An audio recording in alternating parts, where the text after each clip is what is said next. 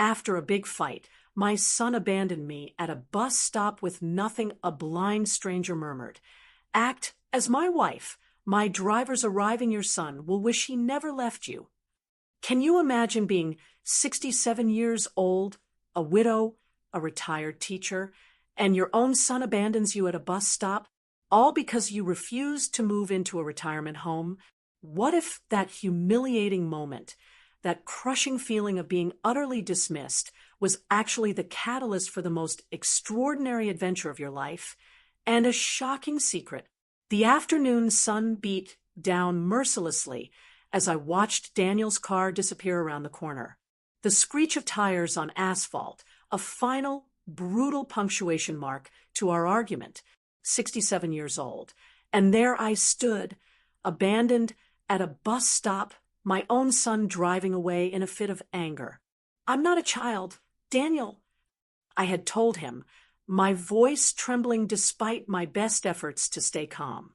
I don't need you arranging my life as if I'm incompetent. His response, predictably dismissive. Mom, you're being unreasonable. That senior living facility is perfect. They have activities, medical staff, everything you need. Everything except my independence. I countered. That's when he pulled over abruptly.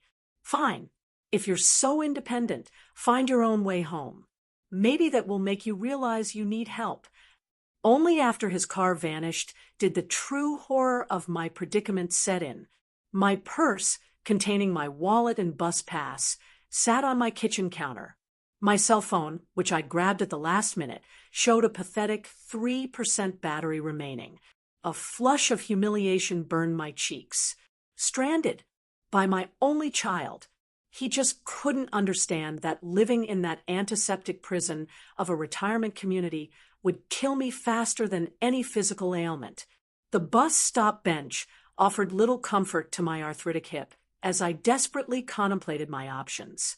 I could walk, but my apartment was at least 4 miles away. I could ask a stranger to borrow a phone, but I'd have to swallow considerable pride. And who would I even call? The few friends my age who still drove wouldn't see a message for hours. And calling Daniel? Out of the question. Lost in these thoughts, I hardly noticed when someone sat beside me. Then a cultured male voice spoke quietly. Pardon me, but I couldn't help overhearing your predicament. I turned to find an elegant man in his early 70s next to me. Dark sunglasses covered his eyes, and a white cane rested against the bench. He was impeccably dressed in what my late husband would have called old money attire, a perfectly tailored light gray suit that somehow looked comfortable despite the summer heat. I'm fine, really, I said automatically, embarrassment coloring my voice. How much had he heard? A slight smile crossed his face. I may be blind, but my hearing is excellent. Your son left you here without ensuring you had transportation home. That strikes me as inconsiderate. That direct assessment bypassed all my defenses. That's one word for it. I admitted. Another might be cruel. He angled his face toward me, his expression serious. Pretend you're my wife, he said in a lower voice. My driver is coming. Your son will regret leaving you like this. I blinked, taken aback by the unexpected offer. I couldn't possibly. I'm Robert Wilson, he continued smoothly, extending his hand with surprising accuracy toward mine. And you are? Martha Collins, I replied automatically, taking his hand. His grip was warm and firm. Well, Martha Collins, I'm offering you a dignified solution to an undignified situation. No strings attached. He tilted his head slightly. Unless you're uncomfortable accepting help from a blind old man. Something in his self-deprecating tone made me smile. Despite everything, being blind doesn't make you incapable, Mr. Wilson, just as being older doesn't make me incapable, despite what my son believes. He laughed, a genuine sound that crinkled the corners of his eyes above his dark glasses. Touché, Mrs. Collins. Then we understand each other. Before I could respond, a sleek black car pulled up to the curb. The driver, a distinguished-looking man about my age, stepped out. Right on time, James, Robert said, gathering his cane. We'll be giving Mrs. Collins a ride home today. If James found this unusual, he didn't show it. Of course, sir, he responded with a slight nod in my direction. As James helped Robert to the car, with practiced efficiency, I hesitated. I'd spent my life being cautious, sensible, getting into cars with strangers, even elegant blind gentlemen with chauffeurs, wasn't something Martha Collins did. And yet, as my phone finally died with a sad little beep in my pocket, I found myself making a decision that felt like stepping off a cliff. Thank you, I said, allowing James to open the rear door for me. The interior of the car was cool, smelling of leather and subtle cologne. Where do we have the pleasure of taking you, Mrs. Collins? Robert asked as James started the engine. I gave my address in the modest East Side neighborhood, where I'd moved after selling our family home following Frank's death.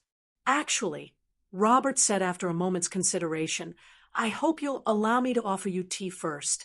My home is nearby, and after such an eventful afternoon, you might appreciate a moment to collect yourself before returning home. The proper response would have been to decline politely. Instead, I found myself considering what awaited me at my apartment: empty rooms and the lingering echo of Daniel's frustrated voice. The weight of the day's humiliation pressed down on me. Tea would be lovely, I heard myself say. We drove through increasingly upscale neighborhoods. I studied Robert Wilson more carefully. His silver hair was expertly cut, his hands manicured but strong. The blindness seemed to have done little to diminish his confident bearing. There was something almost theatrical in the precision of his movements, the way he turned his head when I spoke, how his expressions matched my tone perfectly. If you're wondering if you've made a terrible mistake accepting a ride from a stranger, he said suddenly, as if reading my thoughts, I assure you James has an impeccable driving record, and I'm far too old and respectable to be dangerous. I found myself chuckling. I was actually thinking you seem remarkably well-adjusted for someone who can't see. Ah, he replied with a small smile. Well, one adapts or one becomes bitter. I chose the former. When the car finally pulled through an ornate gate and up a curved driveway, I couldn't suppress a gasp. Robert Wilson's home was nothing short of a mansion, a stunning colonial revival with perfectly manicured grounds stretching in every direction. Welcome to my humble abode, Robert said with a hint of irony in his voice. I hope you like Earl Grey.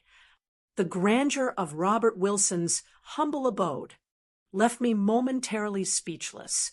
The mansion stood 3 stories tall, its symmetrical facade featuring elegant columns and expansive windows that caught the late afternoon sun.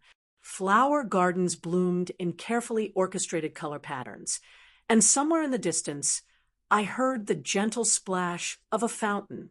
Your silence suggests either you're admiring the view or reconsidering the wisdom of having tea with a stranger, Robert commented as we approached the front entrance. It's a bit overwhelming, I admitted. You didn't mention you lived in a palace. His lips quirked upward. Hardly a palace, though I suppose it is rather large for one person and a small staff. The family has owned it for generations, and I find comfort in familiar surroundings, especially since losing my sight. As James opened the massive front door, I noticed something curious. Despite Robert's apparent blindness, there were no obvious accommodations for a visually impaired person, no textured pathways, no specially marked doorways. Everything was simply beautiful, designed for sighted appreciation. The house doesn't seem particularly adapted for a blind man, Robert finished for me. I prefer aesthetic beauty over practicality. I've memorized every inch of this place. 15 years without sight teaches one to map spaces quite efficiently. We entered a foyer with soaring ceilings and a grand staircase that curved upward like something from a classic film. A crystal chandelier hung overhead, casting rainbow prisms across marble floors. "We'll take tea in the garden room," Robert told James. "And perhaps some of those lemon biscuits Mrs. Chun made yesterday."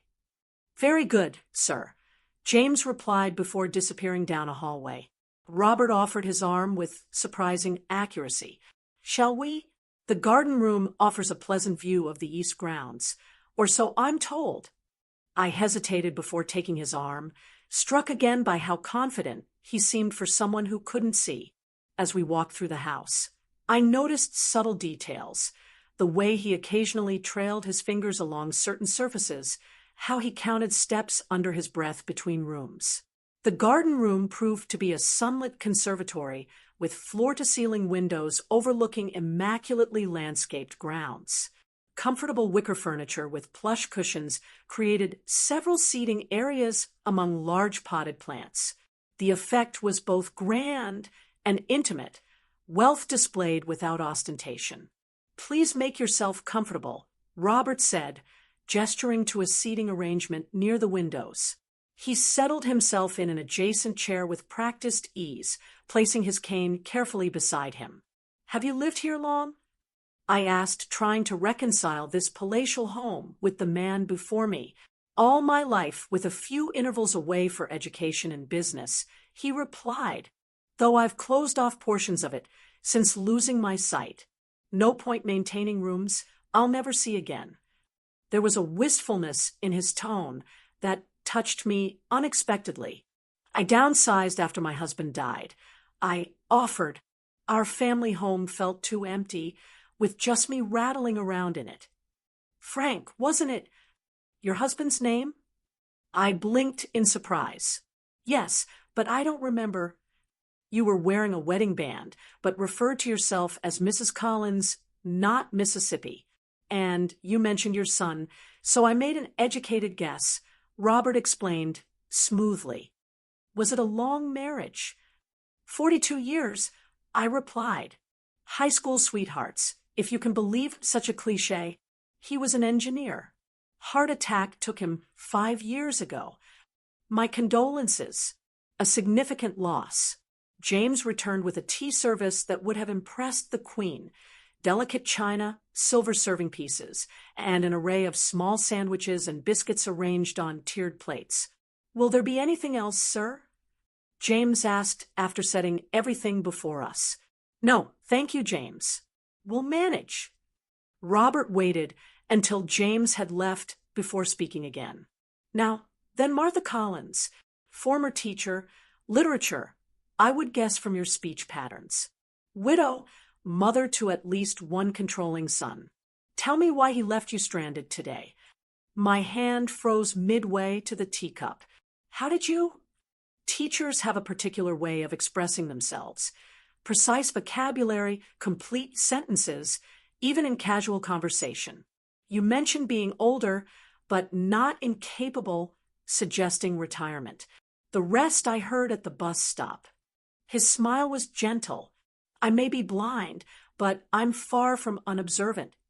As he poured tea with surprising dexterity, I found myself telling Robert about Daniel's increasingly insistent campaign to move me into assisted living, how he'd arranged today's tour without consulting me, presenting it as a fait accompli, the calm plea, the argument that had escalated in the car afterward, culminating in my impulsive demand to be let out.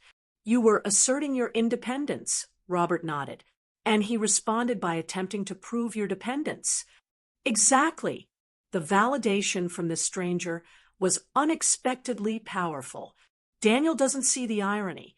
He claims I can't manage on my own, then abandons me without transportation to teach me a lesson about needing help. "Children often struggle to see their parents as autonomous beings," Robert observed, sipping his tea. "My daughter, Sophia, went through a similar phase after my sight deteriorated. She wanted to manage everything: my medical care, my business interests, my daily routine. It took time for her to understand that Blindness hadn't diminished my competence. The tea was perfectly brewed, the sandwiches delicate and flavorful. As we continued talking, I found myself relaxing in a way I hadn't for months. Robert was an attentive listener and a thoughtful conversationalist, drawing connections between my experiences teaching adolescents and his navigating the business world. I founded a technology company specializing in security systems, he explained when I asked about his career. Ironic that I now can't see the very screens our software protects. Something about that statement struck me as odd. But before I could analyze it further, the door opened and a striking woman in her early 40s entered. "Dad," she said, "James mentioned you had a guest." She stopped short upon seeing me, surprise evident in her expression. "Sophia, perfect timing," Robert said, turning his head in her direction. "This is Martha Collins." "Martha, my daughter, Sophia Wilson." Sophia recovered quickly, extending a perfectly manicured hand. "How lovely to meet you. Dad rarely entertains these days." Her tone was friendly but evaluative, her gaze taking in my simple dress and practical shoes with subtle assessment. I recognized the protective calculation in her eyes, the same look I'd given Frank's elderly aunts when they visited after his retirement. "Your father rescued me from a rather awkward situation," I explained briefly, recounting my abandonment at the bus stop. Something in Sophia's face softened. "That sounds exactly like something Dad would do." She glanced at her father with a mixture of exasperation and fondness, always collecting strays. "Martha is hardly a stray," Robert countered. "She's a retired literature teacher with a son who needs remedial education in respecting his mother's autonomy." Sophia laughed, a genuine sound that transformed her professional demeanor. "Well, then you're in good hands. Dad has strong opinions about autonomy." She checked her watch. "I can't stay. Board meeting in 30 minutes. Will you be at the foundation dinner tomorrow night?" "Wouldn't miss it," Robert replied. After Sophia departed with a quick kiss to her father's cheek, Robert tilted his head slightly. "My daughter," he said with mock conspiracy, "thinks I need constant supervision. The blindness makes her nervous, even after all these years." I studied him carefully, something about his demeanor nagging at me. "She seems lovely," I said, "protective, but that's natural." "Indeed." Robert set down his teacup with precision. "Now, shall we arrange to get you home before your son sends out a search party?" James drove me home as the evening shadows lengthened across the city. Robert insisted on accompanying me, saying something about completing the rescue properly. We sat side by side in the luxurious back seat, close enough that I could detect the subtle scent of his cologne, something expensive and understated, with notes of sandalwood. "Your son will likely be worried by now," Robert remarked as we turned onto my street. I checked my watch. "It's been 3 hours since he left me. He's either frantic or still fuming." My apartment building came into view, a modest but well-maintained complex where most residents were retirees, like myself. Nothing like the palatial estate we just left, but it was home. "There's a car parked in front of your building. Dark blue sedan, man pacing beside it," Robert observed casually. I squinted through the windshield. "That's Daniel." Then I froze, turning to look at Robert sharply. "How did you—" The car stopped, and Robert's hand found mine with unerring accuracy. "Martha, would you indulge me in a small performance?" he asked, ignoring my unfinished question. "I'd like your son to witness your return." Understanding dawned slowly. "You want him to see me arriving in a chauffeur-driven luxury car with a wealthy companion." "Precisely." His smile held a hint of mischief that made him suddenly appear younger. A small lesson in presumptions, perhaps. I should have refused. It was childish, really a petty revenge. But I thought of Daniel's dismissive tone, The way he'd driven off, leaving me stranded. His absolute certainty that I couldn't manage without him. What did you have in mind? I asked. Robert's plan was simple. James would open my door, with formal deference. Robert would exit with my assistance, playing up his blindness slightly. I would make introductions, and Robert would express delight at finally meeting my son, perhaps mentioning our plans for the coming week. Nothing explicitly false, Robert assured me. Just enough to make him reconsider his assumptions about your capabilities and connections. As James pulled up behind Daniel's car, I saw my son turn, his expression transitioning from worry to confusion at the sight of the luxury vehicle. His eyes widened as James emerged to open my door with a formal Mrs. Collins that carried clearly in the evening air. I stepped out, conscious of Daniel watching, and turned to assist Robert as we planned. He emerged with dignified care, dark glasses in place, his hand finding my arm with the practiced touch of someone accustomed to navigating the world without sight. Mom. Daniel hurried over, relief and bewilderment battling across his features. I've been calling for hours. Your phone died, I supplied calmly. The battery was nearly gone when you left me at the bus stop. He had the grace to look ashamed, his eyes darting between me and Robert, clearly trying to make sense of the scene before him. Daniel, I'd like you to meet Robert Wilson, I said with deliberate formality. Robert, my son, Daniel. A pleasure, Robert said, extending his hand in Daniel's general direction. I've heard so much about you. Daniel shook his hand automatically, professional instincts kicking in despite his confusion. I can't say the same. Mom hasn't mentioned you. We only just met today, I explained, watching realization dawn in Daniel's eyes as he noticed the white cane and dark glasses. After I found myself unexpectedly at a bus stop without transportation. The implication hung in the air between us. Daniel shifted uncomfortably.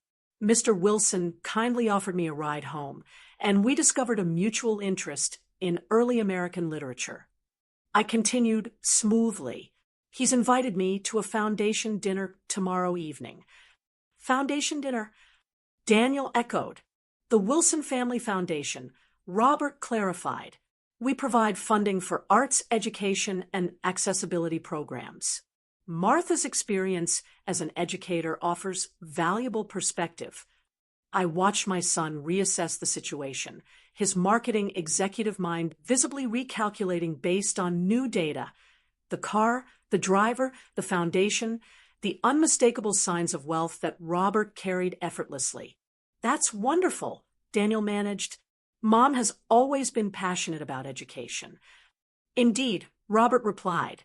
Her insights on making literature accessible across generations are particularly relevant to our current initiatives. He turned slightly toward me. Until tomorrow, then. James will collect you at 6. I look forward to it, I replied, playing my part with perhaps too much enjoyment. Robert's hand found mine, raising it briefly to his lips in an old-fashioned gesture that seemed perfectly natural coming from him. The pleasure was entirely mine, Martha. As James helped Robert back into the car, Daniel stood frozen beside me, visibly processing what he was witnessing. The sleek vehicle pulled away with a quiet purr, leaving us alone on the sidewalk. Mom, Daniel began carefully. Who exactly is Robert Wilson? A gentleman who understood that my age doesn't define my competence, I replied, retrieving my keys from my pocket and heading toward the building entrance. Daniel followed, still struggling to align this new information with his existing perception of his mother. When did? I met a wealthy, cultured man who values my company and opinions. I glanced back at him. About 20 minutes after you drove away, and tea. A far simpler affair than the service at Robert's mansion, but comforting in its familiarity. I was worried sick, Daniel finally said, when you weren't home and your phone went straight to voicemail. I checked the hospitals, Mom. That must have been frightening for you, I acknowledged, measuring tea leaves into my favorite pot. Almost as frightening as being abandoned without transportation or sufficient funds. He winced. I was angry. I shouldn't have left you there. No, you shouldn't have. I agreed, my voice firm but not unkind. Just as you shouldn't make decisions about my living arrangements without consulting me first. Daniel sank onto my sofa, running a hand through his hair in a gesture so reminiscent of his father that my irritation softened slightly. I'm worried about you living alone, Mom. The stairs in this building, the distance from my family, your arthritis getting worse. All legitimate concerns, I said, bringing our tea to the coffee table, which we could discuss as equals, rather than you making pronouncements about what's best for me as if I were a child. Like that senior facility today. Exactly like that. Daniel studied me over his teacup. So, Robert Wilson, he seemed impressive. I couldn't help smiling at the transparent attempt to extract information. He is. And you're having dinner with him tomorrow? With him and his foundation board? Yes. My son hesitated. I'm sorry I left you at that bus stop. It was childish and cruel. Yes, it was. I agreed, then reached over to pat his hand. But it led to an unexpected adventure. Perhaps we should both remember that I'm still capable of those. After Daniel left with multiple apologies and a promise to discuss, not dictate, future plans, I sat alone in my apartment, replaying the events of this extraordinary day. One detail continued to nag at me, Robert's comment about Daniel's car. How had a blind man known its color, or that someone was pacing beside it? And there had been other moments. The way he'd navigated his home with too much precision, how he'd noticed my wedding band. His perfectly aimed gestures. Small inconsistencies that together formed a pattern I couldn't quite decipher. As I prepared for bed, my phone, now recharged, chimed with a text message from an unknown number. I hope our small performance provided satisfactory results. Looking forward to tomorrow's dinner. Sleep well, R.W. I stared at the screen, wondering exactly what sort of man I'd actually met today, and why the prospect of seeing him again filled me with such unexpected anticipation. I spent the following morning distracted, my thoughts repeatedly returning to Robert Wilson and the peculiar inconsistencies in his behavior, while watering my modest collection of houseplants. I found myself analyzing our interaction with the same critical attention I once applied to complex literary texts with my students. A blind man who noticed a blue car and a pacing figure from a moving vehicle, who poured tea with perfect precision, whose home lacked the tactile modifications one would expect. It screamed. Robert Wilson, wealthy philanthropist, was not actually blind. But if that were true, why maintain such an elaborate deception? What purpose could it possibly serve? At noon, a delivery arrived. An elegant box containing a handwritten note in flowing script. For this evening's foundation dinner, I took the liberty of having Sophia select something appropriate. If it's not to your taste, please disregard. Robert. Inside was a stunning deep blue dress in exactly my size, with a cashmere wrap and tasteful jewelry to complement it. The presumption should have offended me. Instead, I found myself carefully hanging the dress to release any wrinkles, my fingers lingering on the luxurious fabric. It had been years since anyone had given me clothing as a gift, longer still since I'd had occasion to wear something so elegant. My phone rang as I was examining the accompanying sapphire earrings. Mom. Daniel's voice carried a tentative note I rarely heard from my confident son. I wanted to check in after yesterday. I'm fine, Daniel, I assured him, settling into my reading chair. In fact, I'm preparing for this evening's event. About that, he cleared his throat. I did some research on Robert Wilson. Of course he had. Daniel never could resist investigating anything that didn't fit his orderly worldview. And he's not just wealthy, Mom. Forbes estimates his net worth at over $3 billion. His security technology company revolutionized digital privacy protocols, and he's been almost completely reclusive since going blind 15 years ago. I absorbed this information slowly. $3 billion. The number seemed abstract, disconnected from the man I'd met. He hesitated, because it's odd that someone who rarely appears in public would suddenly take an interest in my mother. I'm concerned he might have ulterior motives, such as, I couldn't keep the amusement from my voice, seducing a 67-year-old retired teacher for her vast fortune in second-hand books. Mom, please, I'm serious. Men like Wilson operate differently. Everything is strategic. Perhaps his strategy was simply kindness to a stranger. I suggested. Not everything has an angle, Daniel. After ending the call, with reassurances that I would be careful, I returned to contemplating the blue dress and the enigmatic man who had sent it.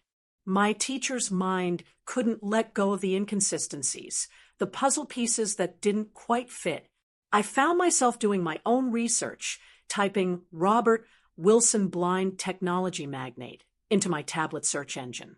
The results were illuminating. Articles described Wilson as a reclusive genius who had continued directing his company remotely after losing his sight to a degenerative condition. Photos showed a younger Robert at industry events, always immaculately dressed, often alongside world leaders and technology pioneers. More recent images were scarce, occasional blurry paparazzi shots showing him with dark glasses and a cane, always accompanied by James or his daughter. One financial blog speculated about his strategic retreat from public life, noting how his personal reclusiveness contrasted with his company's high profile and his foundation's active community presence. Another article mentioned persistent rumors that his condition was less severe than reported, citing anonymous former employees who claimed he maintained more control over daily operations than publicly acknowledged. Nothing conclusive, but enough to feed my growing suspicion that Robert Wilson's blindness might be at least partially a carefully constructed facade. By late afternoon, I found myself preparing for the evening with unusual care. I styled my silver hair in a more elegant arrangement than my typical practical bob, applied makeup with an attention to detail I hadn't bothered with in years, and slipped into the blue dress, which fit as if it had been made for me. Looking in the mirror, I hardly recognized myself. The woman reflected back appeared confident, distinguished, even attractive in a way I'd stopped considering relevant to my identity. Precisely at 6, my doorbell rang. James stood in the hallway, as formal and correct as the previous day. Mrs. Collins. He greeted me with a slight bow. Mr. Wilson sends his apologies for not collecting you personally. He's attending to last-minute arrangements for the dinner. Of course, I replied, gathering the cashmere wrap and a small evening bag. The dress is lovely, by the way. Please thank Mr. Wilson for his thoughtfulness. He has an excellent eye for such things, James said, then froze almost imperceptibly, as if catching himself in an error. That is to say, he has excellent taste and trusted advisors. I noted the slip with interest, but made no comment as he escorted me to the waiting car. The foundation dinner was being held at the Wilson Museum of Contemporary Art, a modernist structure of glass and stone on the city's waterfront. As we approached, I observed people in formal attire ascending the wide steps, camera flashes occasionally illuminating the night as photographers documented the arrival of what appeared to be minor celebrities and local dignitaries. There will be press, James warned as we pulled up to the entrance. Mr. Wilson asked me to escort you directly inside to avoid unnecessary attention. The efficiency with which James navigated me through a side entrance and into a private elevator suggested this was a well-established protocol. We emerged into a quieter hallway where Robert stood waiting, resplendent in a tailored tuxedo. His dark glasses exchanged for a different pair with subtly tinted lenses. "Martha?" He greeted me, turning at the sound of our approach with that too perfect timing I'd noticed before. "You came. Did you doubt I would?" I asked, allowing him to take my hand. "People often find my world intimidating," he replied. "The dress suits you perfectly." "Yes," I said, watching his face carefully. "Sophia has an excellent eye." "She does," he agreed smoothly, though I selected the color myself. "Dark blue has a depth that complements your voice." "My voice has a color." His smile deepened, creating fine lines around his mouth that hadn't been apparent the day before. When one sense is diminished, others compensate in fascinating ways. I decided to test a small theory. "The earrings are particularly beautiful," I said deliberately, not touching them or making any sound that would indicate their location. Without hesitation, Robert's hand rose to hover near my right ear, exactly where the sapphire glinted. "Simple, elegant, suits you better than ostentation." His fingers were inches from my ear, close enough that I could feel their warmth. We stood suspended in that almost touch for several heartbeats before James discreetly cleared his throat. "Sir, the guests are assembling for the reception.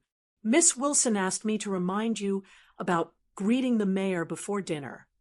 Robert's hand dropped, and the moment shattered. "Duty calls," he said with a slight sigh.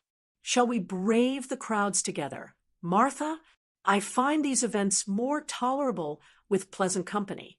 He offered his arm with the practiced gesture of a blind man, but as I took it, I couldn't shake the certainty that those tinted glasses were observing me with perfect clarity. The question wasn't whether Robert Wilson could see. I was now convinced he could. The question was why he pretended otherwise, and whether I should confront him with what I suspected. For now, I decided I would observe and gather evidence, approaching the mystery of Robert Wilson with the same methodical analysis I'd once applied to Shakespearean deceptions with my senior students. After all, as I'd often told them, the most interesting characters are always those with secrets. The Wilson Foundation's annual gala proved to be a masterclass in elegant philanthropy. The museum's grand hall had been transformed into a sophisticated dining space, with tables arranged around a small stage and podium. Crystal chandeliers cast warm light over arrangements of white orchids and blue hydrangeas that matched my dress so perfectly. I wondered if it had been a deliberate coordination. With Robert's arm linked through mine, we navigated the crowd with what appeared to be well-rehearsed precision. He moved confidently, occasionally touching my arm or leaning closer as if needing guidance through particularly dense clusters of guests. Yet I noticed how he never bumped into anyone, how he seemed to anticipate movements before they occurred, how his face turned toward approaching people seconds before they spoke. Robert, marvelous event, as always, called a silver-haired woman in an elaborate emerald gown. "And who is your lovely companion?" "Elaine Harrington, chairman of the city's symphony board," Robert murmured to me before raising his voice. "Elaine, may I present Martha Collins, a retired literature professor whose insights on educational accessibility have been invaluable." I shook her hand, noting how Robert had upgraded my high school teaching position to a professorship. "A pleasure to meet you, Professor Collins." Elaine beamed. How refreshing to see new faces in Robert's circle. He's become such a recluse these past years. "With good reason," Robert replied smoothly. "Large gatherings are challenging without sight." Of course, of course." Elaine backpedaled immediately. "No offense taken," he assured her. "Now, if you'll excuse us, I believe the mayor is waving for my attention." He wasn't, of course. The mayor was deep in conversation with a group of businessmen near the bar, his back to us. "The mayor is actually engaged elsewhere.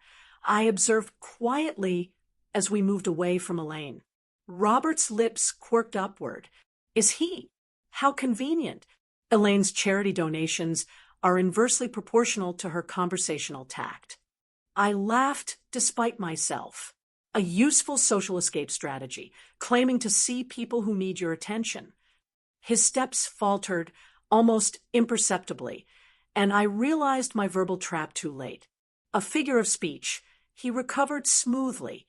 James usually signals me when someone is trying to catch my eye. But James was nowhere near us at that moment, and we both knew it. Before I could press the point, Sophia appeared, elegant in a burgundy gown that complemented her dark hair. Dad, we're about to begin the presentation. Martha, I've seated you at our family table. She glanced between us, a flicker of suspicion crossing her features. I hope you're enjoying yourself immensely. I replied, Your father has been introducing me to quite an impressive array of people, has he? Sophia's voice carried a note of concern. Dad excels at networking despite his limitations. The slight emphasis wasn't lost on me. Sophia was marking territory, reminding me of her father's vulnerability, or at least his purported vulnerability. Dinner was a sumptuous 5-course affair, interspersed with brief speeches about the Foundation's work. Robert delivered his remarks with charismatic precision, never once looking at notes he couldn't read, moving across the stage with practiced steps that appeared cautious but never uncertain. I watched the performance with newfound awareness, seeing how the audience responded with that particular combination of admiration and sympathy reserved for those who overcome adversity. When he returned to our table, I leaned close under the pretext of helping him locate his water glass. Impressive speech. One might almost forget you can't see your audience. He stiffened momentarily, then relaxed, his fingers finding mine beneath the tablecloth. One prepares thoroughly when performing blind, he murmured, emphasis on the final word so subtle, I might have imagined it. Throughout dinner, I catalogued more discrepancies. Robert identified a piece of asparagus on his plate without touching it. He reacted to Sophia's subtle hand signals from across the table. Most tellingly, when a waiter accidentally dropped a tray of glasses at the far end of the room, Robert's head turned toward the crash a fraction of a second before it occurred, as if he'd seen the tray teetering. After dessert, the formal portion of the evening concluded, and guests began mingling again as a small orchestra played soft, classical music. Robert guided me toward a quieter alcove near the museum's sculpture garden. You've been unusually quiet, he observed, 2 champagne flutes in hand. Having second thoughts about associating with me? Not at all, I replied, accepting the offered glass. I'm simply observing. And what have your observations revealed, Professor Collins? There was a hint of challenge in his voice, almost playful. I took a deliberate sip of champagne, considering my approach. The teacher in me wanted to lay out my evidence methodically. The woman who had been patronized and underestimated by her son wanted to demonstrate her mental acuity. But something else, something more intrigued than indignant, guided my response. That Robert Wilson navigates his world with remarkable precision for a man who supposedly can't see it. His expression remained neutral, but his posture changed subtly, a slight tensing of shoulders, a marginal straightening of his spine. The human brain adapts impressively to sensory loss, spatial memory, auditory cues. Yes, and noticing blue cars from moving vehicles, identifying earrings without touching them, turning toward accidents before they happen. I set down my champagne glass with deliberate precision. I taught literature for 40 years, Mr. Wilson. I recognize a carefully constructed narrative when I see one. For several long moments, he said nothing, his face angled slightly away from mine, as if considering his options. When he turned back, his voice had dropped to just above a whisper. This is hardly the venue for such a conversation. Then suggest a better one, I replied, surprised by my own boldness. A slight smile curved his mouth. You are not what I expected, Martha Collins. I rarely in these days. Age has a way of liberating one from expectations. He nodded thoughtfully. The sculpture garden. 10 minutes. Take the east door and follow the path to the fountain. Before I could respond, he straightened and raised his voice to normal levels. Sophia, there you are. I was just telling Martha about your remarkable work with the Foundation's educational initiatives. Sophia had approached so silently, I hadn't noticed her. Another slip in Robert's performance. She glanced between us, her expression carefully neutral, but her eyes shrewd. Nothing remarkable about it. Just continuing your vision. She replied, Martha, I hope Dad hasn't monopolized your entire evening. There are several board members who'd love to hear your educational perspective. The subtle dismissal was clear. Sophia wanted time alone with her father, perhaps to question my presence, perhaps to warn him about whatever she suspected might be developing between us. I was just about to visit the ladies' room anyway. I said pleasantly, if you'll excuse me. As I walked away, I could feel their eyes, both pairs, I was certain, following me across the room. 10 minutes, Robert had said. 10 minutes until I would potentially hear the truth behind the performance I'd been witnessing. I checked my reflection in the restroom mirror, adjusting a strand of silver hair that had come loose. The woman who gazed back at me appeared poised, elegant, and unexpectedly resolute. Daniel wouldn't recognize this version of his mother. The woman willing to meet a near stranger in a darkened garden to confront him about a suspected deception. For that matter, I hardly recognized myself. Yet, as I slipped through the east door into the cool evening air, I felt more alive than I had in years. The sculpture garden was a study in shadows and soft illumination. Strategic lighting highlighted modernist installations while leaving pathways in gentle darkness. The night air carried the scent of jasmine and the distant murmur of the gala continuing inside. I followed the stone path as instructed, my heels clicking softly against the pavers, until I reached a circular fountain where water cascaded over black marble in a hypnotic pattern. Robert was already there, his back to me, silhouetted against the illuminated water. He had removed his tinted glasses, and they dangled from one hand. Without turning, he spoke. You counted 7 discrepancies in my performance tonight. I noticed you cataloging them. I approached slowly, coming to stand beside him. 8, actually. Now he turned, and for the first time I saw his eyes directly. Clear, sharp, and unmistakably focused on mine. No cloudiness, no wandering gaze, nothing to suggest any visual impairment whatsoever. 8, he conceded with a slight nod. What gave me away? The blue car yesterday was the first clue, I replied, maintaining his gaze steadily. But it was the earrings tonight that confirmed it. You reached for them without any auditory cue about their location. A careless mistake. Normally, I'm more disciplined. Why? I asked simply. Why pretend to be blind? Robert sighed and gestured to a stone bench nearby. Shall we sit? It's a rather long explanation. The bench was cool beneath me as we settled side by side, close enough that our shoulders nearly touched. Robert pocketed his glasses, apparently having no further use for them in my presence. 15 years ago, he began, I wasn't just wealthy, I was visible. Magazine covers, television interviews, private meetings with presidents and prime ministers. My company's security innovations made me a public figure in a field where anonymity is ironically the ultimate luxury. He paused, his profile sharp against the darkness. Then came the threats. Not just the standard corporate espionage or random harassment that comes with wealth, but targeted threats against my family. Sophia was still in college then.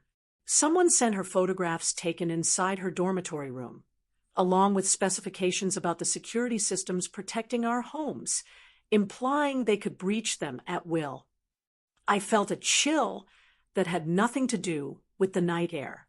How terrifying! Indeed, we increased security naturally, but the psychological damage was done. Privacy, true privacy, had become impossible. His hands flexed in his lap, a subtle tell of remembered stress. Then I developed macular degeneration, mild, treatable, hardly debilitating with modern medicine. But it gave me an idea. To disappear while remaining visible, I murmured, understanding dawning. Precisely. He turned toward me, his gaze direct and unwavering. The world treats blind people differently. They look away.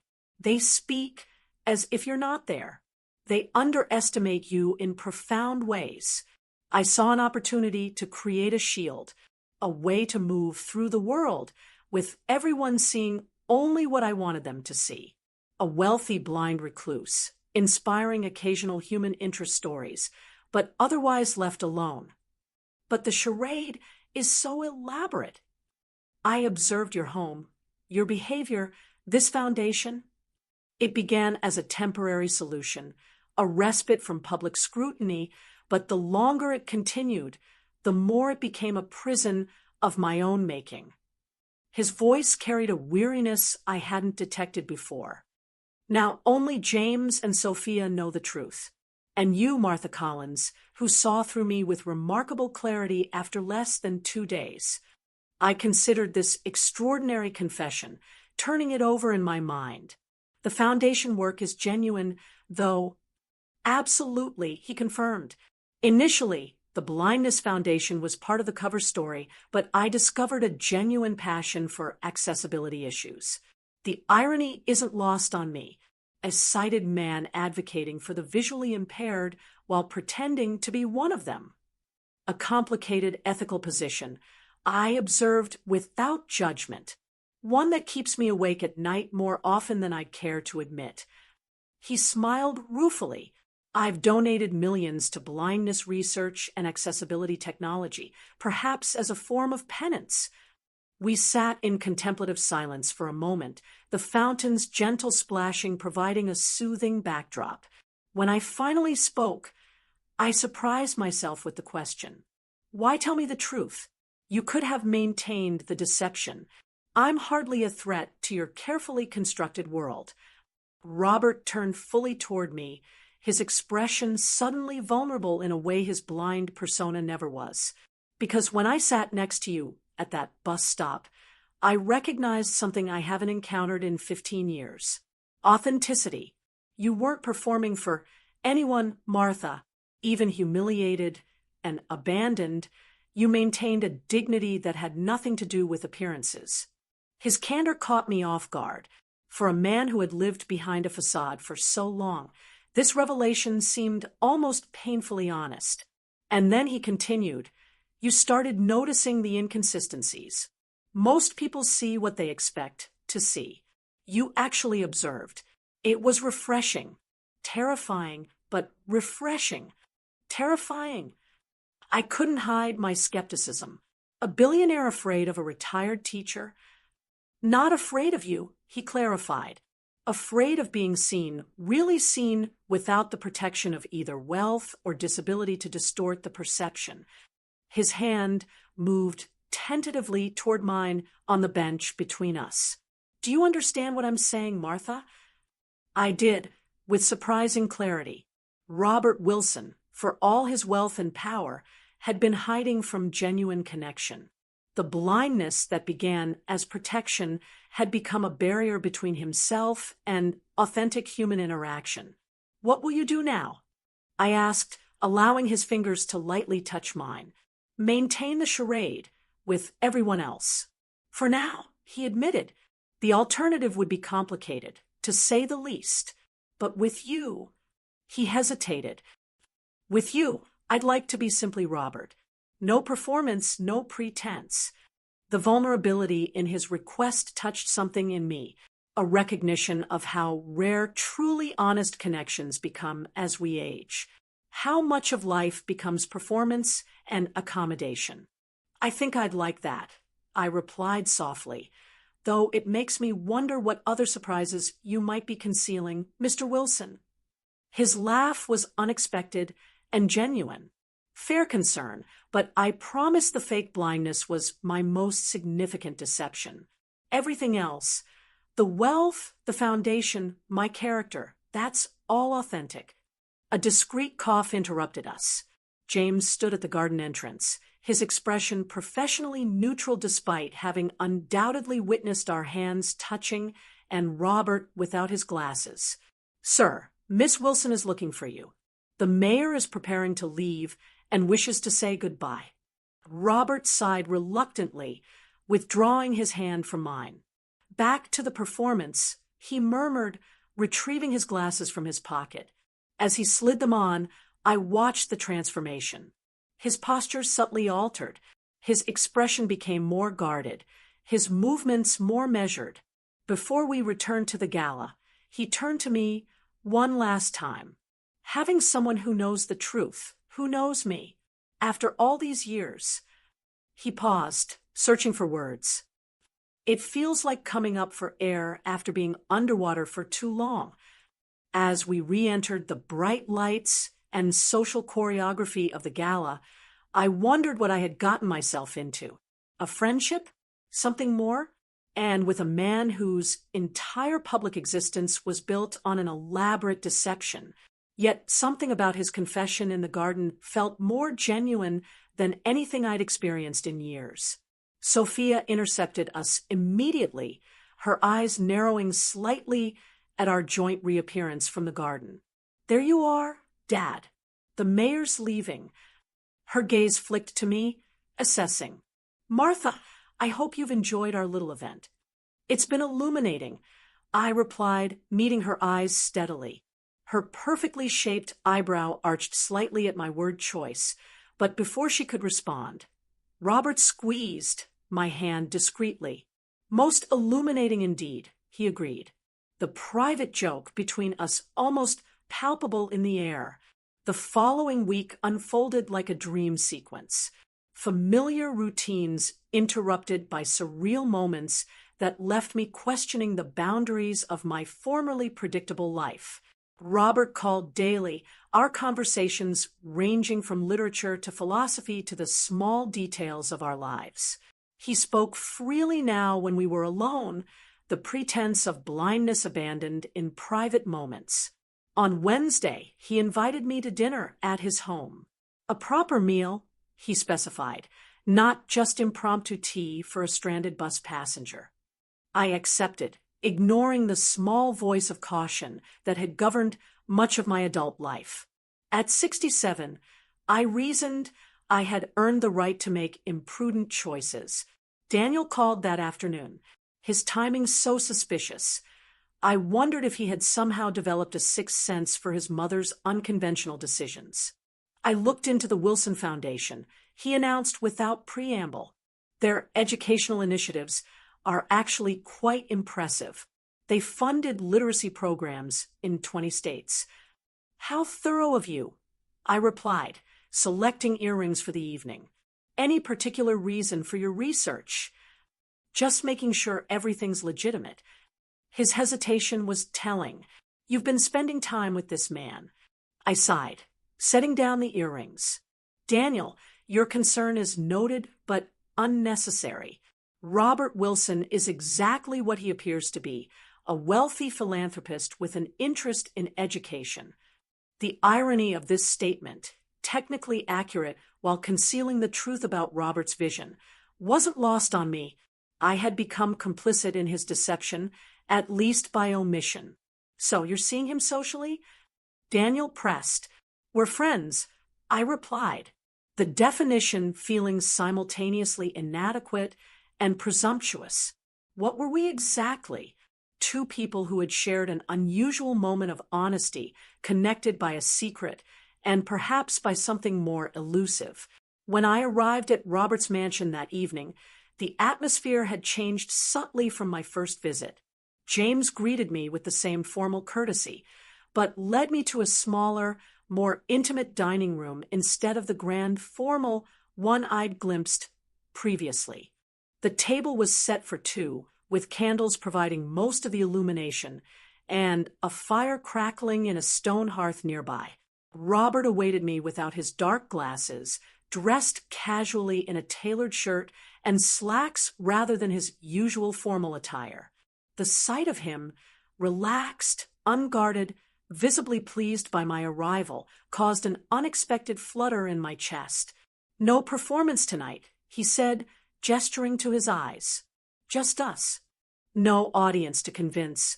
I agreed, accepting the glass of wine he offered. Except perhaps Sophia, who will almost certainly interrogate the kitchen staff tomorrow about our dinner. I raised an eyebrow.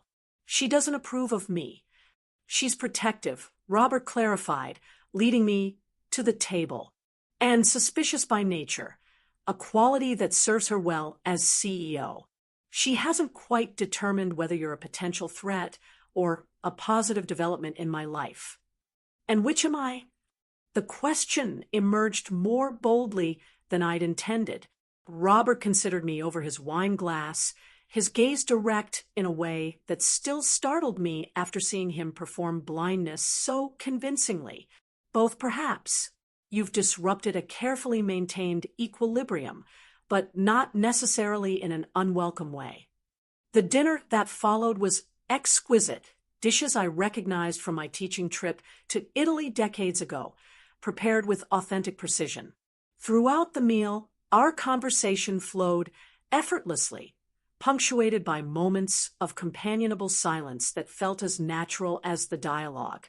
"I've been thinking about your situation," I said as we lingered over dessert. "The ethical implications of your deception." Robert set down his fork. I wondered when the professor would deliver her moral assessment. "Not an assessment," I corrected.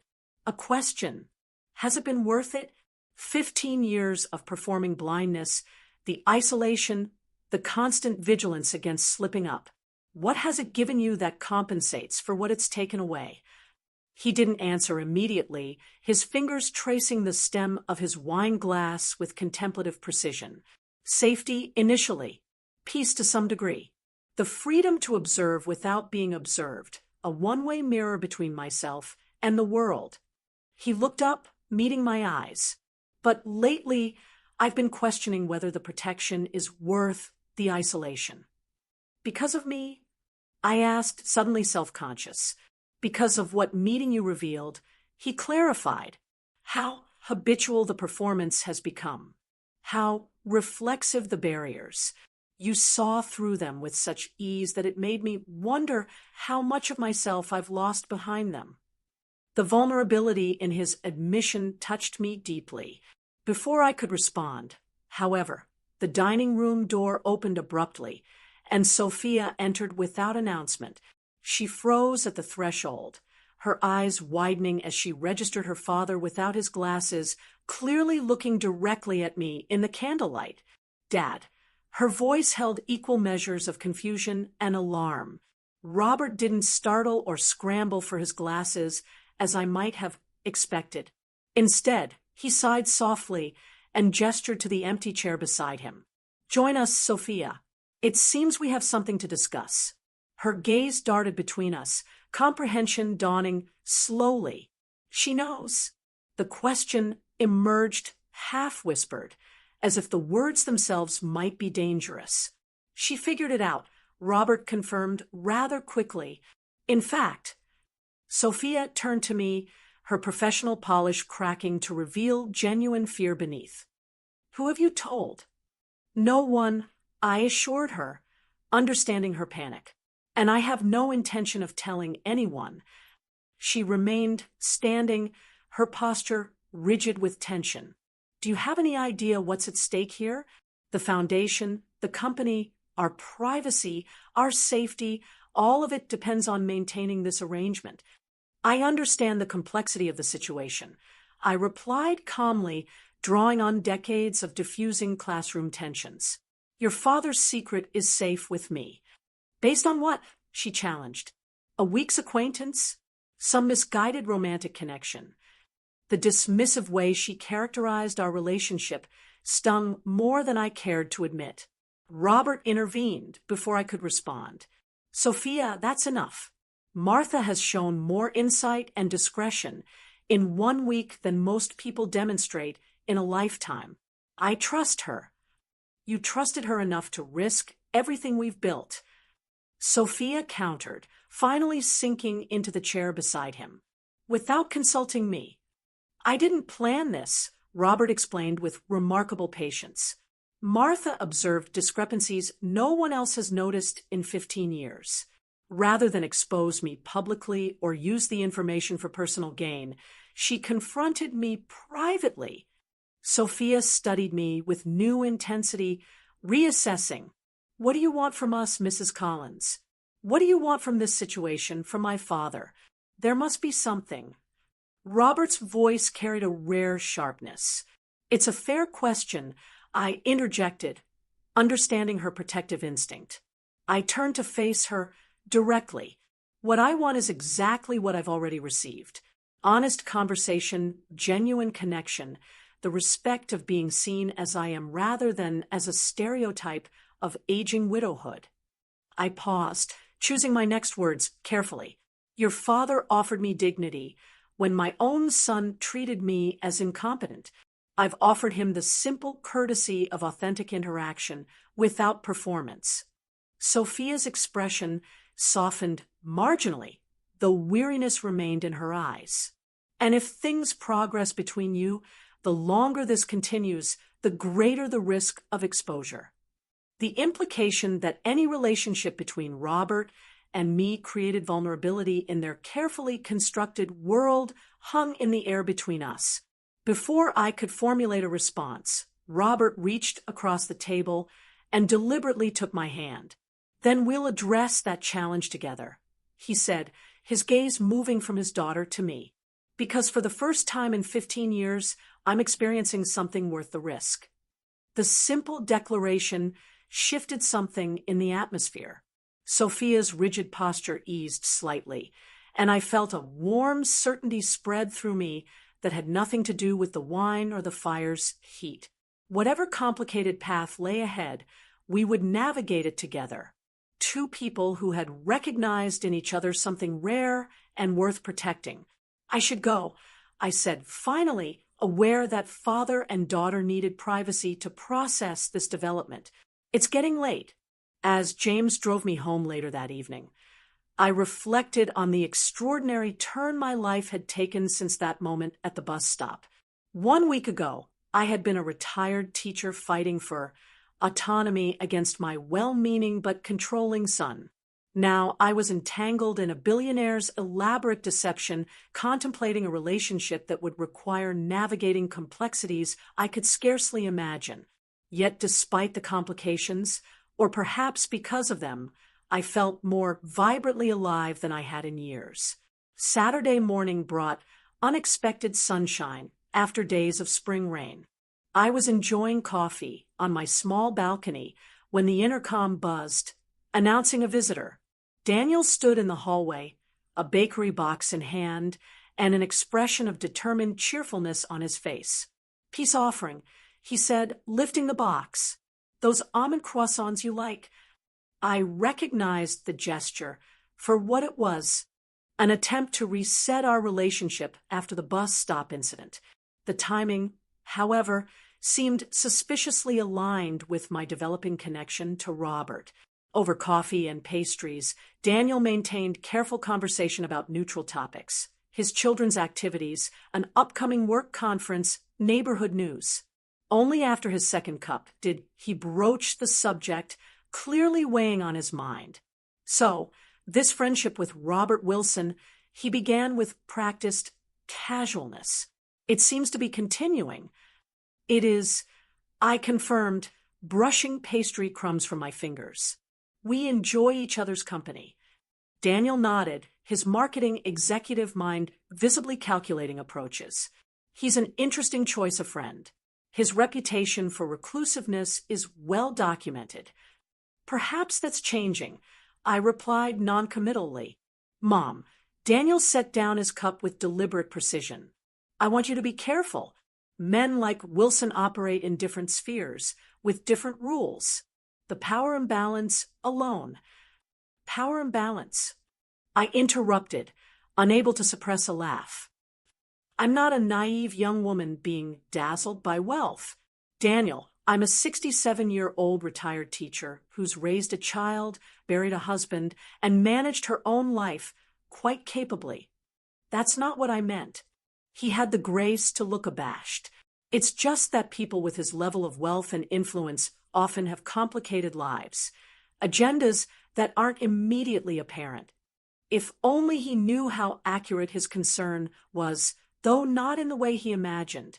Robert's complicated life extended far beyond typical wealthy eccentricity. I appreciate your concern, I said, softening my tone, but I trust my judgment about Robert, complicated life, and all. Daniel appeared ready to press the issue further when his phone buzzed. Checking the screen, his expression shifted to surprised recognition. It's the office on a Saturday. I should take this. He stepped onto the balcony for privacy, leaving me to clear the breakfast dishes. Through the glass door, I observed his conversation transform from irritation to intense interest. When he returned, his demeanor had completely changed. That was incredible, he said, slipping his phone into his pocket. My agency just got a call from the Wilson Foundation. They're looking for a marketing partner for their national literacy initiative, and somehow my name came up as a recommended contact. I maintained a neutral expression, though internally I was connecting obvious dots. What a fortunate coincidence. Coincidence? Daniel repeated slowly, studying my face. Mom, did you have something to do with this? I mentioned to Robert that you work in marketing. I admitted nothing more specific than that. Daniel sat heavily on my sofa, processing this development. This account would be significant. The foundation's annual marketing budget is in the millions. Then you should prepare a compelling presentation, I suggested mildly. He looked up sharply. Is this why you've been spending time with Wilson? To advance my career. The question stung with its presumption that my relationship with Robert must serve some ulterior purpose. Absolutely not. My friendship with Robert stands entirely on its own merits. If he's chosen to consider your agency, that's his business decision. Daniel had the decency to look embarrassed. I'm sorry. That was unfair. He paused, weighing his next words. It's just difficult to reconcile the reclusive billionaire from business journals with a man who's suddenly having dinner with my mother. People are often more complex than their public personas suggest. I replied, the understatement almost making me smile, despite my irritation. After Daniel left to prepare for his unexpected business opportunity, I received a text from Robert.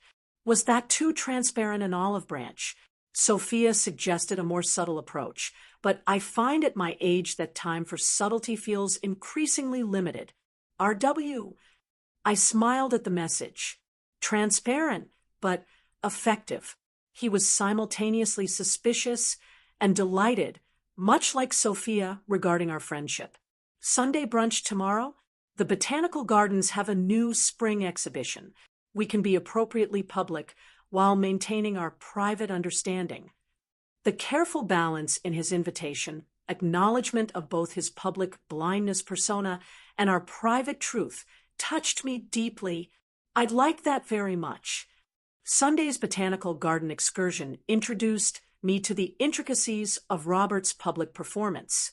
James drove us to the gardens, where Robert emerged from the car with dark glasses and white cane, his movements carefully calibrated to suggest dependence while maintaining dignity.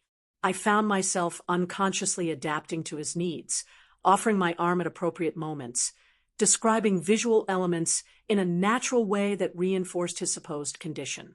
You're a natural accomplice, he murmured as we strolled through a corridor of blooming cherry trees. Most people overcompensate. Too loud, too descriptive, too helpful. Years of teaching reluctant students to appreciate Shakespeare, I replied, one develops a certain subtlety in providing guidance while preserving dignity. We attracted occasional glances. The elegantly dressed blind man and his silver-haired companion generated curiosity without recognition. In public, Robert was careful to maintain appropriate distance, our connection expressed through conversation rather than physical proximity. It was only when we found ourselves momentarily alone in the tropical conservatory that he removed his glasses briefly, his eyes meeting mine directly. This performance grows exhausting in your presence, he admitted quietly. I find myself wanting to simply look at you, to see your expressions change without the filter of pretense. The intensity of his gaze made me suddenly conscious of my appearance in a way I hadn't been for years. The lines at the corners of my eyes, the silver of my hair, the subtle markers of age I'd long ago accepted. What do you see when you look at me? The question emerged unbidden. His smile deepened, creating a fan of lines that revealed his own age in the most appealing way. Clarity, intelligence, a woman comfortable in her own skin. He replaced his glasses as voices approached. A rare and beautiful combination at any age. Later, over lunch in the Gardens Cafe, our conversation turned to more practical matters. Sophia is arranging a discreet background check, he informed me, his tone apologetic. Standard protocol for anyone who learns about my situation. I set down my fork, surprisingly unhurt by this revelation. I assumed as much. She's protective of you. She's thorough, he corrected, and concerned about potential exploitation.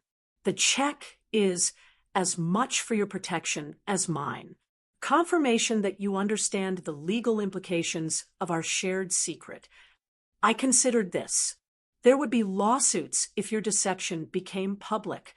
Almost certainly, business partners, shareholders, even the foundation could claim fraud or misrepresentation. He sighed. The irony isn't lost on me. Having created this fiction for protection, I'm now potentially vulnerable because of it. And yet you've trusted me with this knowledge. I observed. A calculated risk, he replied with a small smile. Though increasingly the calculation seems less important than the connection. As James drove us back to my apartment building, I found myself contemplating the strange duality of our developing relationship. In public, we performed one version of reality, the kindly blind billionaire and his helpful companion. In private, we shared a different truth. Two people discovering unexpected connection in their later years, complicated by an elaborate deception. Daniel's agency presentation to your foundation is tomorrow. I mentioned as the car approached my building. Yes, Sophia will be evaluating their proposal, Robert confirmed. I've recused myself from the decision to avoid any appearance of favoritism. Thank you for that, I said. Whatever happens should be based on merit, not connection. He nodded, understanding my concern. Integrity matters to you, he said. Says the man pretending to be blind, I countered with gentle irony. His laugh was genuine, a rare sound I was coming to treasure. Touché, Martha Collins. You have a remarkable talent for cutting through pretense, even my own. James pulled to the curb outside my building, discreetly exiting to open my door. Before I could step out, Robert captured my hand briefly. Having someone who knows both versions of me, public and private, is more significant than I can adequately express, he said softly. Thank you for carrying that dual knowledge with such grace. The simple sincerity of his words stayed with me long after the car had disappeared from view, a warm certainty amidst the complexities of our unusual situation. The following weeks developed a rhythm that felt both extraordinary and strangely natural. Robert and I established a pattern of private dinners at his home where he could be himself completely and public outings where we navigated his carefully maintained blindness charade.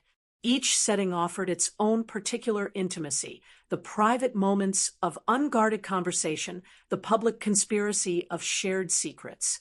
Daniel's marketing agency had won the Wilson Foundation contract, a development that simultaneously delighted and perplexed my son. It was the strangest meeting, he confided during a family dinner at his home. Sophia Wilson grilled us like we were on trial, then announced we'd been selected before we even finished our presentation. Your proposal must have been exceptional, I suggested, avoiding Angela's knowing gaze across the table. My daughter-in-law had developed her own theories about my relationship with Robert, though she kept them largely to herself. That's just it. We didn't even present half our materials. Daniel continued, bewilderment evident. It was almost as if the decision had been made before we arrived. I maintained a neutral expression, though I suspected Robert had indeed influenced the process, despite his claimed recusal. The contract represented a convenient bridge between our worlds, a professional connection that justified our personal one in Daniel's business-oriented mind. Our dessert was interrupted by a text message that made my heart quicken. Unexpected development. Need to speak with you urgently. Car on the way. I made my excuses shortly afterward, claiming fatigue, though Daniel's suspicious glance suggested he wasn't entirely convinced. Outside their suburban home, James was already waiting with the car, his expression more guarded than usual. What's happened? I asked once we were moving. Mr. Wilson will explain, he replied, offering nothing further. At the mansion, Robert waited in his study rather than the formal sitting room, a space I'd come to recognize as his true domain, where business decisions were made, conversations happened. He stood by the window without his glasses, tension evident in his posture. Victor Reeves, he said without preamble as I entered. The investigative journalist I mentioned. He's publishing a feature article next week about the curious case of Robert Wilson's selective blindness. My stomach dropped. He has evidence, circumstantial but compelling. Robert gestured to a folder on his desk. Sophia received an advanced copy from a contact at the magazine. Reeves had been investigating for months, interviewing former staff, analyzing public appearances, even consulting medical experts about the consistency of my symptoms. I skimmed the article, which methodically built a case questioning Robert's condition without quite making direct accusations. The journalist had documented subtle inconsistencies in Robert's behavior at public events, noted the curious lack of medical specialists visiting the mansion, and quoted anonymous sources describing incidents where Robert had seemingly reacted to visual stimuli. This stops just short of calling me a fraud, Robert observed, while planting the seed in reader minds. Legally careful, but practically damaging. What will you do? He sighed, running a hand through his silver hair. Sophia and our legal team are exploring options. A preemptive statement, potential legal action for defamation, or simply ignoring it and dismissing any questions as baseless speculation. I observed the debate silently, understanding the complex implications of each option. Robert had spent 15 years constructing this identity, the dignified blind philanthropist overcoming personal adversity. Admitting deception would undermine not only his personal credibility, but potentially the foundation's work, the company's stability, and the privacy that had become so precious to him. After an hour of increasingly circular discussion, Robert raised his hand for silence. I need to speak with Martha alone, he announced. Everyone else, take 30 minutes. The room emptied quickly, though Sophia lingered at the doorway with evident reluctance before finally following the others. When we were alone, Robert removed his dark glasses, a gesture that now carried profound intimacy between us, and rubbed his eyes wearily. 15 years of careful construction, undone in a single article, he observed without self-pity. What would you do, Martha? The direct question caught me off guard. You're asking my advice. I'm asking what you would do in my position. You're the most ethically centered person I know, and you understand the situation from both inside and outside. I considered carefully before responding. I think I would tell the truth. Not because you've been caught, but because living behind a facade has taken more from you than it's given. He nodded slowly, considering my words. The isolation was protective at first, then became a prison. I see that now. His eyes met mine directly. Meeting you made that abundantly clear. How much life I've been missing by hiding. Then perhaps this article, troubling as it is, offers an opportunity, I suggested. Not for a convenient partial recovery, but for honesty on your own terms. Robert's expression shifted as he absorbed this perspective. A public admission of the deception, a public explanation of why a man who values privacy might take extraordinary measures to protect it. I clarified, not an apology for the deception, but an honest accounting of its purpose and effects. He fell silent, contemplating this approach. Finally, he asked, "Would you stand with me publicly? It would mean scrutiny, publicity, everything I've been avoiding and now would be imposing on you as well." The question represented more than just this immediate crisis.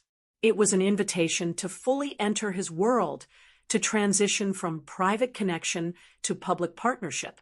At 67, I was being asked to step into a spotlight I'd never sought or imagined. Yes, I said simply, I would. When the team reassembled, Robert outlined his decision with the clarity and authority that had built his business empire. Not a carefully crafted partial truth, as his advisors had suggested, but a complete narrative.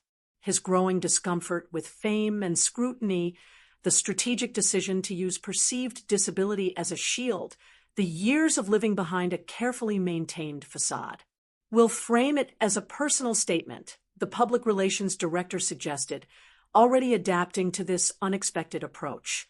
Emphasize your contributions to accessibility and vision research as genuine commitments that grew from your experience, and address the Foundation's future directly, Sophia added, her initial shock giving way to tactical planning. Acknowledge the complex ethical questions while reaffirming our mission. By evening, the statement was prepared, a press conference scheduled for the following morning. As the team dispersed to implement the strategy, Robert and I found ourselves alone in his garden, the same spot where he had first revealed his secret to me. "Are you certain about this?" he asked quietly. "Once we step into that press conference together, your life changes irrevocably. The privacy you valued, the quiet existence you've created, it will be compromised."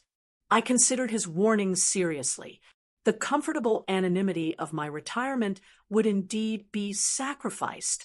I would become a character in the public narrative of Robert Wilson's deception and redemption, subject to speculation and judgment from strangers. At our age, I replied finally, how many opportunities do we have for genuine reinvention, for adventures we never anticipated? I took his hand, the gesture now familiar and grounding. Besides, I've spent decades being defined primarily as someone's wife, someone's mother, someone's teacher. Perhaps being defined as the woman who saw through a billionaire's deception isn't such a terrible final chapter.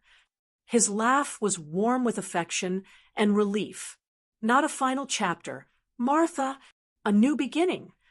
The press conference the next morning unfolded with the controlled drama of a well-directed play. Robert entered without his dark glasses or white cane, his vision clearly intact as he surveyed the assembled journalists. I stood slightly behind him, alongside Sophia, a visible declaration of solidarity. For 15 years, he began, his voice steady and clear, I have maintained a fiction about my visual impairment. Today, I am here to acknowledge that deception and explain, though not excuse, my reasons for it. The subsequent media frenzy was exactly as predicted, equal parts outrage, fascination, and analysis. Ethicists debated the morality of his deception. Business publications calculated potential impacts on his companies, and tabloids naturally focused on me, the mystery woman who inspired Robert Wilson's confession. Through it all, we maintained the united front established at the press conference. The Foundation's work continued, its mission reaffirmed through new initiatives specifically addressing transparency and ethical governance. Sophia, after her initial resistance, proved remarkably adaptable, leveraging the situation to highlight her leadership during this transition. Daniel, predictably, was horrified by my sudden public visibility.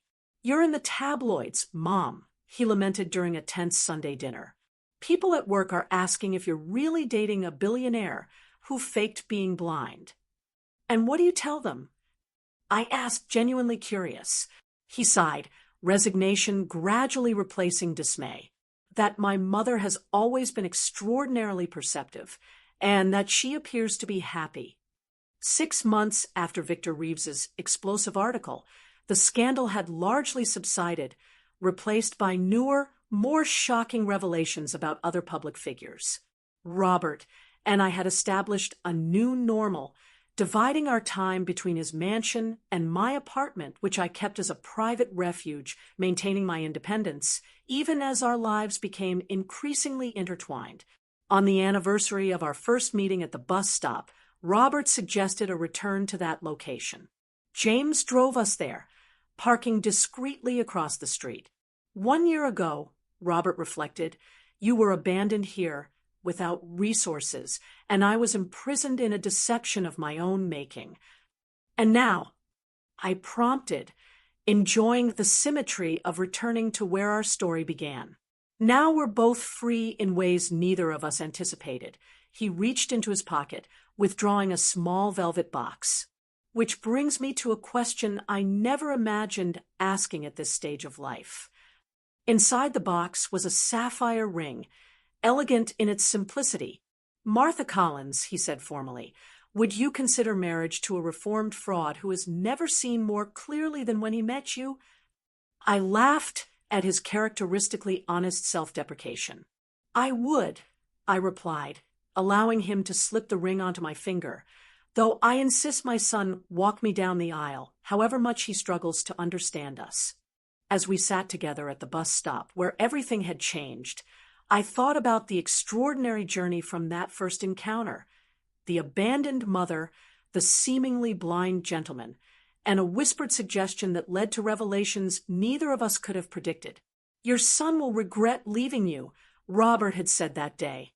He had been right, though not in the way either of us expected. Daniel's thoughtless abandonment had opened the door to transformation, not just for me, but for Robert, and ultimately for Daniel himself, who was slowly learning to see his mother as a woman with her own story still unfolding. Sometimes the most significant journeys begin at the most ordinary places, like a suburban bus stop where a discarded woman and a man hiding in plain sight discovered that being truly seen, with all our complexities and contradictions, is perhaps the greatest freedom of all. Have you ever had a moment of profound realization that completely changed your path, or had to challenge a loved one's perception of you?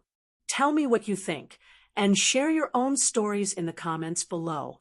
I really want to know.